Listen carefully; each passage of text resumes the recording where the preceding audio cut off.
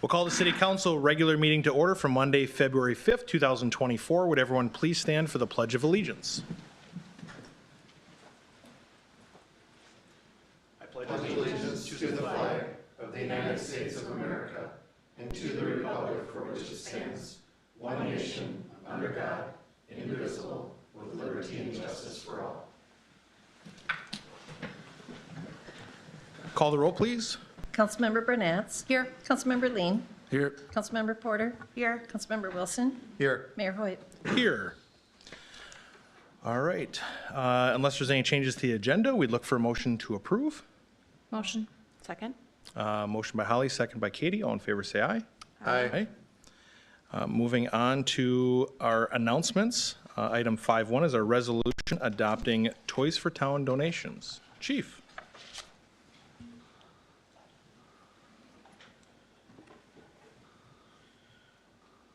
Mr. Mayor, members of the council, if you'll indulge me for just a minute, I know you're all well aware of the everything to do with Toys for Town, but I'm going to review a little bit of that for the viewers at home.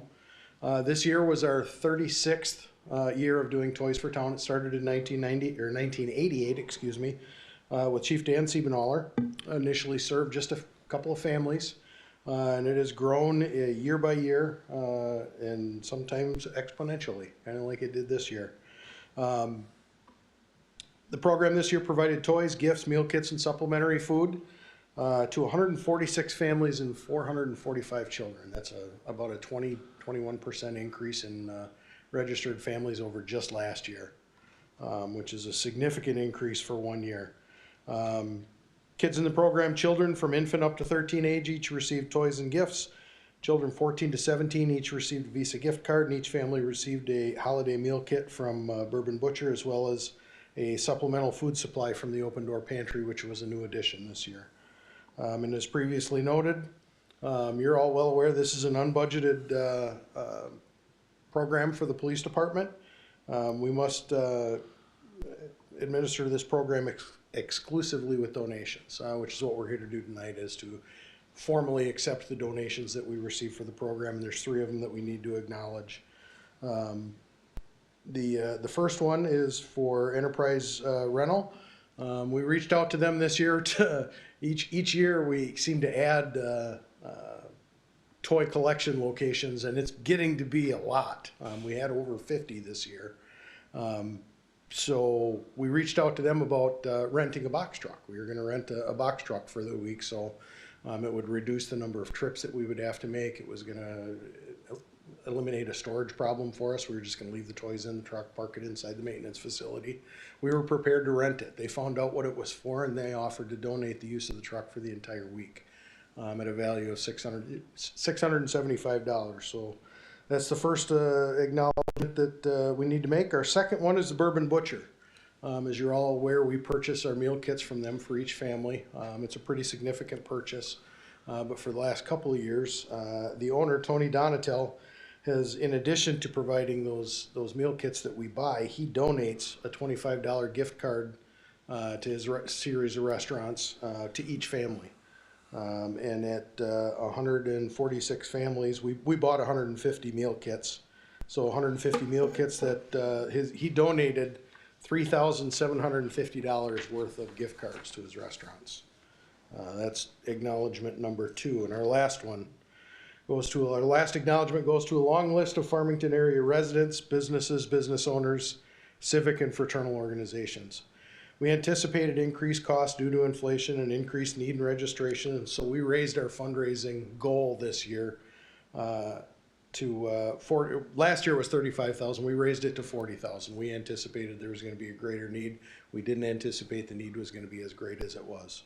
I'm pleased to report that our community responded by donating an astonishing $50,421.51. A complete list of those financial donors is included in supporting documentation for your proposed resolution. I would like to note that the donations ranged in value from a $6 donation all the way up to $10,000, and every single one of them is sincerely appreciated.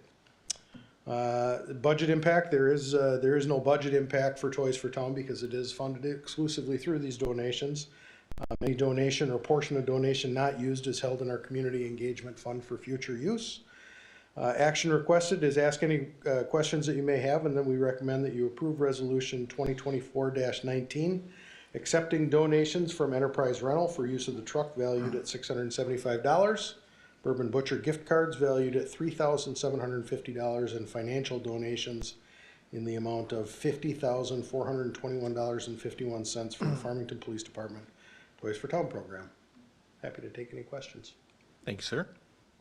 Katie, comments? No or questions? questions, just always, I mean, astonishing, just leaves me speechless most every year. So thank you to all involved. Thank you to you guys for putting this on. Just absolutely incredible. So. Steve? Yeah, Gary, I have a question for you. So I'm guessing that throughout the course of the year, outside of Toys for Town, you might have residents say, well, boy, I sure love that Toys for Town program that you have going on. Is there any way I can help families in this community outside of Toys for Town?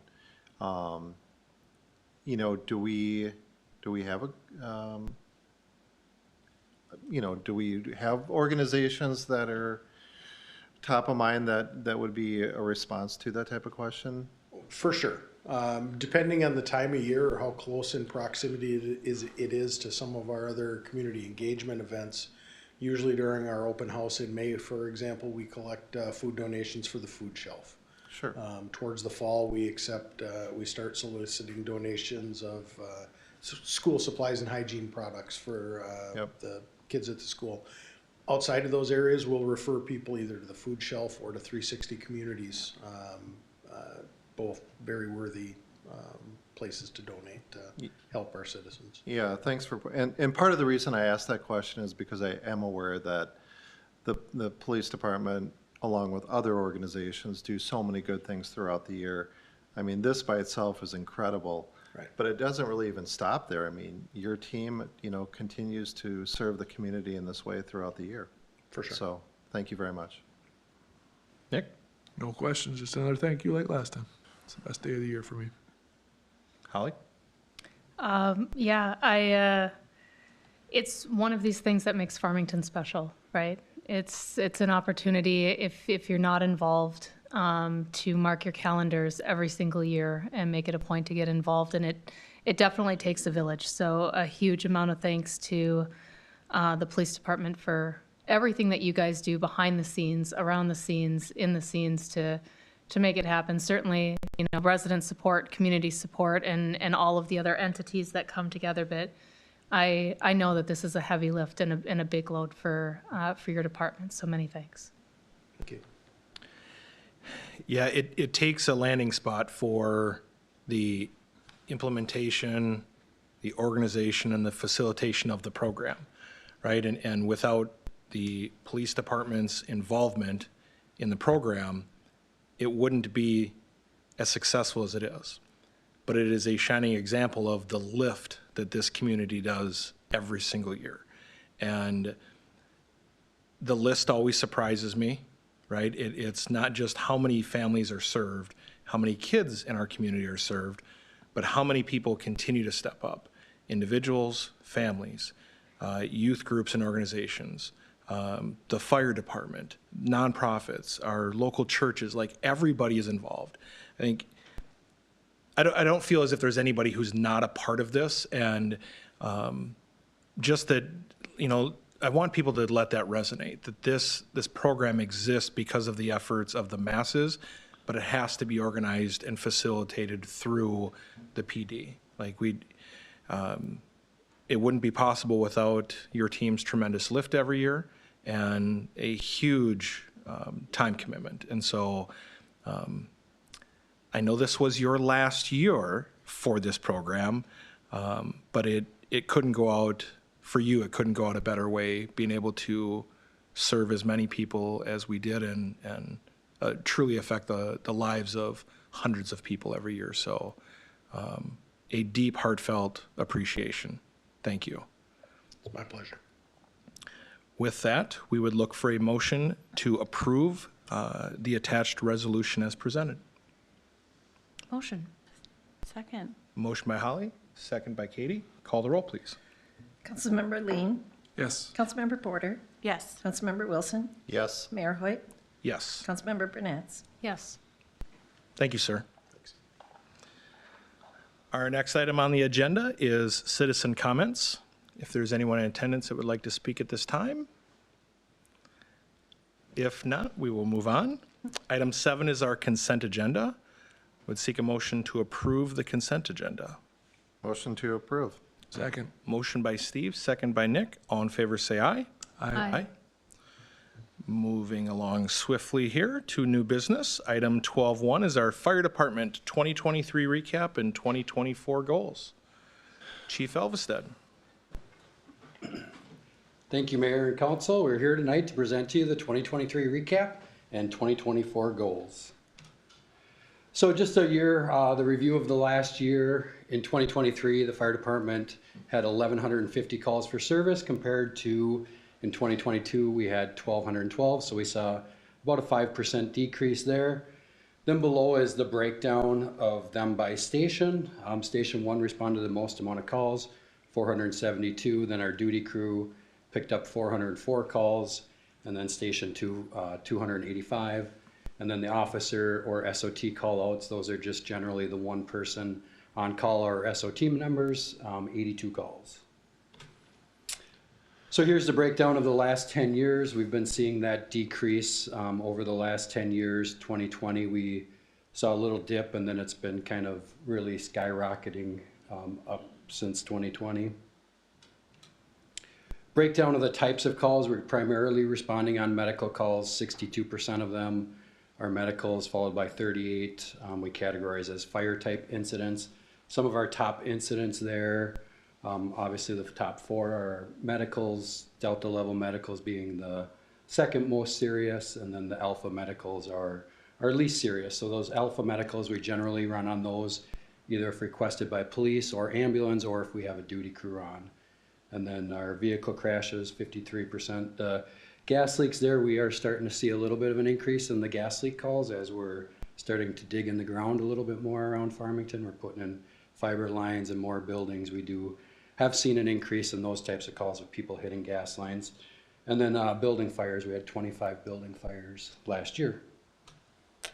Our mutual aid, so this has really shifted over the years since we purchased the ladder truck. We used to primarily call that in on every fire. Now we don't. So our mutual aid has shifted from our aid received being less than what we've given.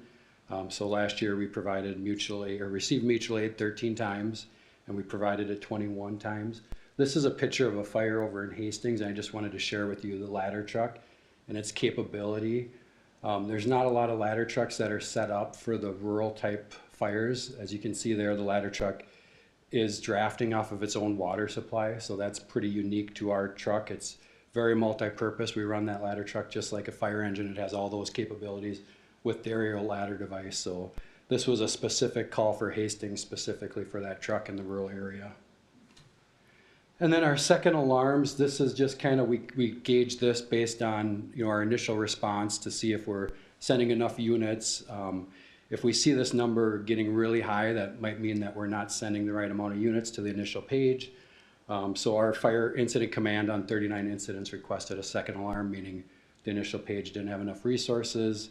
And then 31 times by our paramedics and 36 times by our police department. So the medics and police, those are primarily on those medicals where they get there and the call is more serious than what it came in as, and they need more assistance from us. And then our 90th percentile response time. So the green is showing our duty crews. So engine 11, ladder 1, engine 2, engine 22, when we have a duty crew on, that's from the time we get the call to those units arrive on scene. So all the duty crews are within the national standard, except engine 2 is a little bit higher than that 9-minute.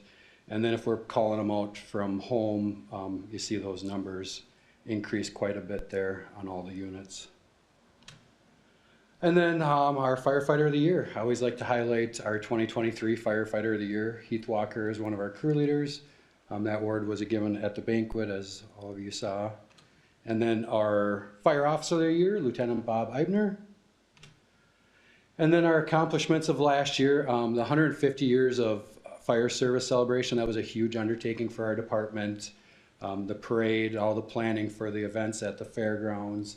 The first time the 1926 hit the road in probably 20-some years, the open house. So that was a good, fun event for everyone.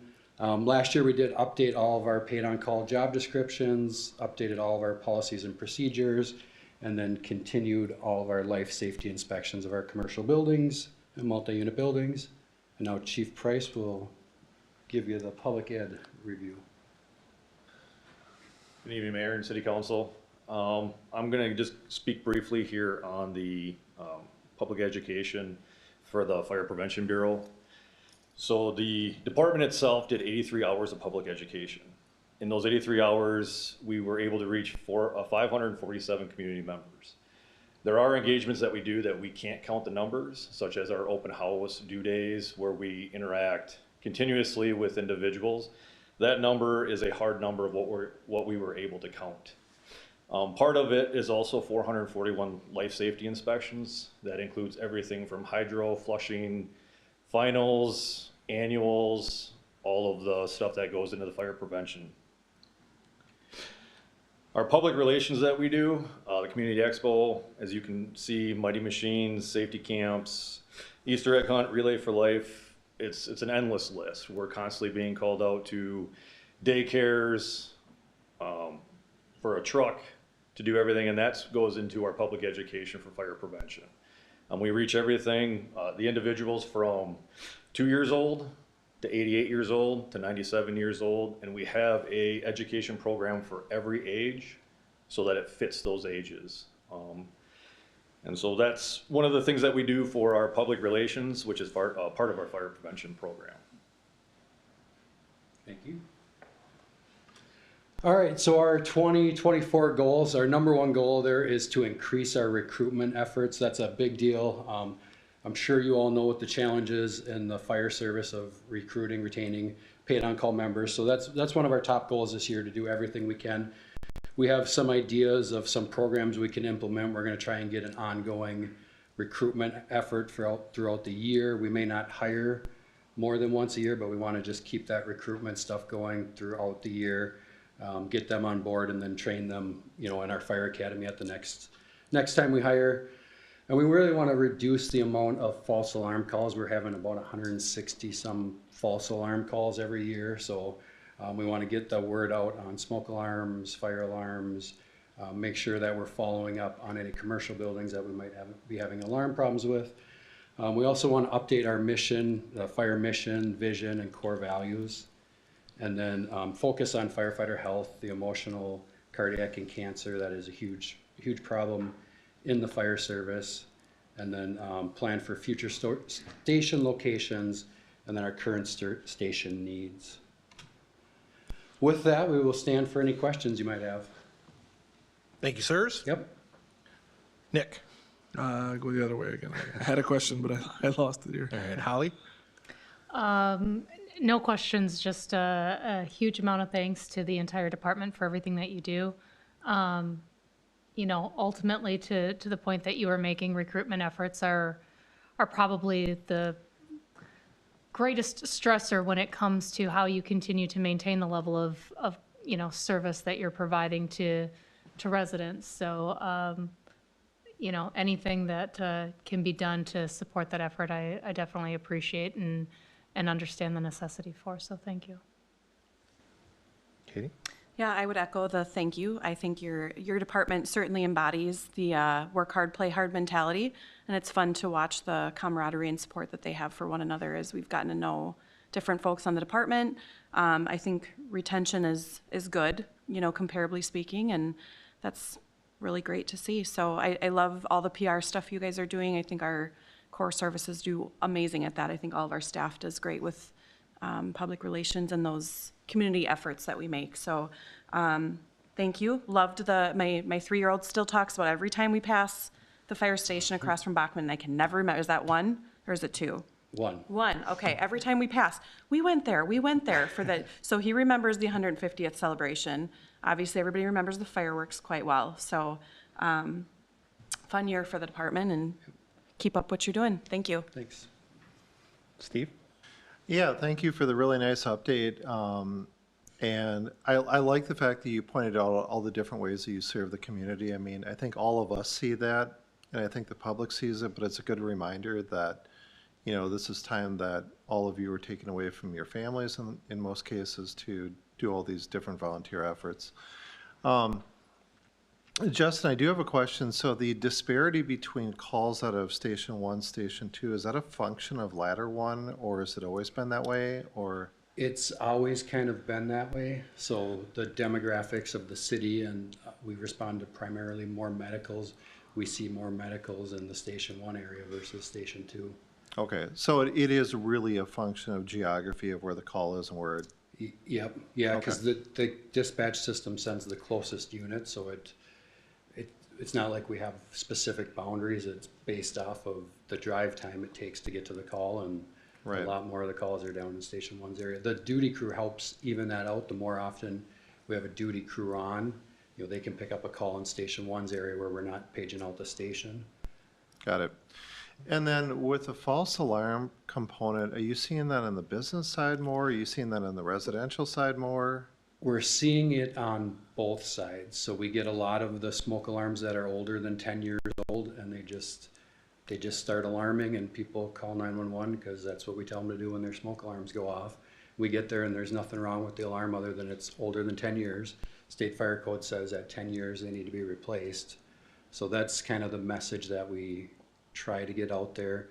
We try to, when we're in people's houses on medicals, try and take a look at them, but it's not always the best time to kind of, explain to somebody about that. But we're just trying to get that info out to everyone in the residential stuff. The commercial buildings we're doing inspections on, so those are a little bit less. Yeah, I would say, work with our communications team to help get that message out so we can get it out to our social media platforms and For sure. help that education part too. Because obviously if you're going out to a false alarm and then an actual situation comes up, you can Right. kind of put two and two together to see what's going to happen there. So, Yeah. all right, thank you. Yep. Good, I Nick? forgot my original question, but yeah, to Steve's comment, I've had two neighbors now who have moved out and then their smoke detectors go off after they've been moved out, and I've had to call you guys to go basically get your way in there, right? Do we bust down the door? I was gonna say, you gotta get in, is what I've been told, so, yeah, that's helpful information to know, but it'd be nice not to count those against your marks here. But I forgot what my original question was, so I'll just leave that one. So alone. Nick, did I hear that correctly, that you're personally responsible for two of the But false two of those alarm calls are mine in both in empty houses. We might need a council education. They were not my house. Are you able to go back to the graphic that showed the call times, Yep. please? Will you take just a second, and for those that are watching or will watch, will you explain what the duty crew is, Yeah. please? So a duty crew is when we have our paid on-call staff actually physically in the station. When that happens, that truck that they're on is assigned in as a duty crew in our CAD system. So for instance, a medical or like a residential fire alarm or a car accident, we only send that one engine, that one unit. So then we don't have to page out all the other paid on-call staff to come back for that call. So essentially, a duty crew is a staffed fire station at that time. So if you look at the times, the differences generally are the time it takes people to leave their job, leave their home, whatever they're doing, and drive to the fire station and get on the fire truck. You're adding, pretty close to 10 minutes, and that's really what it takes to get, people, get a full crew, to the fire station to get on the truck to drive to the emergency. Right. I appreciate you explaining that for anyone who's watching, or, we hear the term duty crew often and maybe don't quite understand what that is. But I think it's important, and hopefully we can show this graphic for people to understand that the standard is 9 minutes, correct? Yes, yep. And so we meet the standard with the duty crew, Right. and with on-call, it is near impossible to meet that standard. And specifically for life-saving measures for a medical, which can be rendered either with, sometimes our police department or, the bus never beats fire or police to the scene, right? Structure fires. There are situations where the difference between a catastrophic loss, God forbid, loss of life, something is strictly predicated on from the time that call comes through the PSAP or the 911 center, it's CAT or dispatched out, we can make it to the station and then get out. When we have people there, we see the facts that we're getting there in half the time when we're meeting the standard. I say that because we have that ongoing recruitment effort. And for our residents to understand that there's a lot of ways you can serve your community, there's a lot of ways you can contribute. And the fire department is a clear example of one that not only there's several benefits to serving your community, but also, you have pension, right? You have other ancillary benefits that come with the sacrifice over the years. But the nuts and bolts of it is you need people to get to the station, to get on the rigs, to get to the calls. And when we have people, we make it to the calls. When we don't have enough people, the time is delayed. And so as part of our ongoing recruitment efforts, just an empathetic plea to our community that consider volunteering, consider participating at whatever degree you can.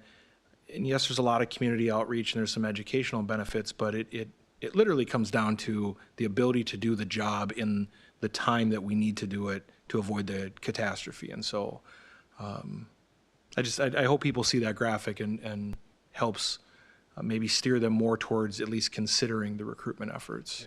Yeah. But you and your team are phenomenal. I mean, the sacrifices that you and your families make, all of the time that you spend training, responding to calls, community outreach, it is appreciated and it does not go unnoticed. So thank you very much. Thank you. All right. We will move on to new business item 12.2, which is our liquor store employee uniform payment. And Leah, taking this. Yes, thank you, Mayor and Council. So some of you may remember at the last meeting, Councilmember Bernans abstained from approving the payment of claims for this payment of $623.60 for Farmington Liquor Store staff uniforms. Her business is a design business that's been in Farmington, and she previously had relationships with different Farmington departments before being on the council. In order for the city to complete its statutory requirements under the conflict of interest law, we need to, staff is proposing that we approve resolution 2024-12, which basically reiterates what Councilmember Bernans said when she abstained from the last meeting's vote on the payment of claims. And Councilmember Bernans will also be abstaining tonight, and it requires a unanimous vote to approve this resolution. And also any questions are welcome. Thanks. Okay, thank you. Nick, any questions or comments? Nothing? Holly, any questions or comments? No. Nope. Katie, questions or comments? None. Steve? None. I have nothing to add. We would look for a motion to approve the attached resolution 2024-12 and the affidavit. I will make a motion to approve resolution 2024-12 along with the attached affidavit. I will second the motion. So motion by Steve, second by Hoyt. Call the roll, please. Councilmember Porter, Yes. Councilmember Wilson, Yes. Mayor Hoyt, Yes. Councilmember Bernatz, Abstain. Councilmember Lean. Yes. Thank you. We will move on to agenda item 13, which is our city council roundtable. Nick, you want to start now? I have absolutely nothing. All right. Holly? Sure. Valentine's Day is coming up. And, this is just a reminder that we've got a lot of opportunities and establishments within the city of Farmington to be able to support Farmington, whether that's taking your sweetheart or your kid or your best friend out for dinner or hanging out and doing something fun in the community. So if this happens to be your Hallmark holiday of choice, a great way to support Farmington businesses is by, keeping it sweet inside Farmington. That's all. Thank you. Katie? I got nothing. Steve? So many of you are going to be at Super Bowl parties over the weekend, and you might be gathering with friends who don't have a lot of history with Minnesota Vikings. You might be thinking, gosh, I wonder if the Vikings have ever been to the Super Bowl, and the answer is yes, they have. 4 times, and they've lost all 4 times. So I just want to point that out because there are 30 other teams this year that are going to share the misery that we have to live through on Super Bowl Sunday. I did also want to point out that, and I'm sure Gary would certainly appreciate me noting this, because I will acknowledge that my family has potentially been guilty of this, that with the nice weather, it doesn't change the fact that there is still no off or on-street parking until we get to what, April 1st, 15th, somewhere about there? Okay. So I just want to point that out in case folks are watching, to make sure that your cars are off the street. Because at some point we will get a blizzard. It may not be until May or June, but at some point we will get it. So, you know, I'm just sharing just happy news with you tonight, so that's all I have. Leah? Yeah, bleak, Councilmember Wilson, but yes. So 2 Supreme Court justices have announced their retirement. One is Justice Chudich and the other is Justice G. Barry Anderson. And actually, you can toss your name in the hat if you're an attorney. So, or if you know anyone who is an attorney who would be a good fit as well. You can just Google Governor Walz Supreme Court vacancies and learn more about that really excellent branch of our democracy. So, thanks. Thank you. Shirley? Election day for the presidential nomination primary is 4 weeks from tomorrow. If you're unable to make it to the polling site, you can vote absentee. We currently have services available at City Hall and all county offices. That's all. Thank you, ma'am. Julie? City offices will be closed next Monday in observance of President's Day, so our next council meeting will be on Tuesday, the 20th. Thank you. John? Thank you, Mayor and council members. A couple of items. Our Wall 5 retaining wall repair is advertised for bids right now, so we'll be opening those bids on February 15th. We've also got what we're calling our winter EAB 2024 removal project out for quotes. That's just under 300 trees that will be coming out related to our EAB management. Thanks, sir. And if we do have a blizzard in May or June, there may be a delayed response because we won't have the blades on the trucks, unless we really see it coming. Kelly? Good evening, Mayor and Council. On the consent agenda tonight, you approved a couple donation resolutions, so I just wanted to point them out. Midwest Bank, their $50,000 donation, we received the second check for $17,000, so that was what was approved tonight for the Rambling River Center outdoor patio. And so thank you to Neil and Midwest Bank. And then want to thank Minnesota Energy Resources and Nicole McCarthy for the $5,000 donation to the Schmitz-Mackey Arena to make some gas line reroute and safety improvements there. Since we won't be having our council meeting on February 19th, it'll be on that Tuesday, wanted to remind viewers that the open door food pantry is that day, Tuesday, February 20th at the Rambling River Center from 3 to 4:30, so come on out. And then summer jobs are posted. So if you want to work in recreation programs or on our maintenance team or at the arena, please hop on to the city's website and apply today. Thank you. Kim? As I mentioned at the last meeting, we were going to be starting our annual audit. So about 2 weeks ago, we had 3 auditors on site from MMKR, and they reviewed various documents and interviewed staff regarding our procedures, and that work is still ongoing. Thank you. Chief? We have our first of 5 recruitment informational meetings tomorrow night at Station 1 at 7 p.m. So anyone slightly interested, come down, see what it's about. Anyone who knows anyone who might be interested, encourage them to come out and check it out. It's pretty informal, no high pressure trying to get you on. We just want to explain to people what the job is and see if they'll be a good fit for it. So, thanks, sir. Chief? I have nothing, sir. All right, you get to break the rule. That's fair. The only thing I have to add is, you know, with it being unseasonably warm, there are a lot more pedestrians out on our paths and trails, and not something we're used to this time of year, so that sun's in a little bit different of a position. So our drivers, please just be mindful that as you're commuting or traversing through the city, keep your eyes peeled for bikes and walkers and runners and joggers and all the things, because there are far more people out there now, and the roads still are a little bit slick in the morning. It does happen, so just be mindful.